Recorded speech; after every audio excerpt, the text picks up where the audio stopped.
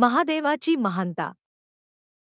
एका जंगलात महादेवाच्या भक्ताने त्याचा छोटासा मंदिर बांधला होता.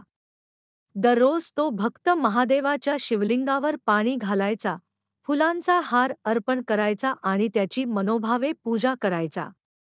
त्याचे भक्तीचे प्रभावी गुण पाहून त्याचे मित्र आणि शेजारी त्याची चेष्टा करायचे.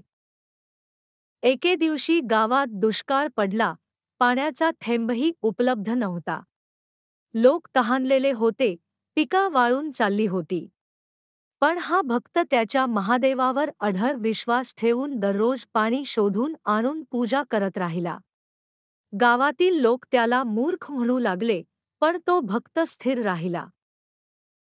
एक दिवस महादेव त्याच्या भक्ताच्या भक्तीवर प्रसन्न झाले आणि त्याने त्या भक्ताला दर्शन दिले. महादेवाने भक्ताला सांगितले, तुझ्या श्रद्धेने मला प्रसन्न केले आहे. मी तुझ्या गावात पाऊस पाडीन. महादेवाच्या कृपेने त्या रात्री जोरदार पाऊस पडला, तलाव भरले, पिकं हिरवीगार झाली आणि लोकांना पाणी मिळाले. गावातील लोक महादेवाच्या भक्तीचे महत्त्व ओळखून त्याच्याकडे आभार मानू लागले. या गोष्टीतून असे समजते की श्रद्धा आणि भक्तीने देव प्रसन्न होतात आणि भक्ताच्या जीवनात चमत्कार घडवतात.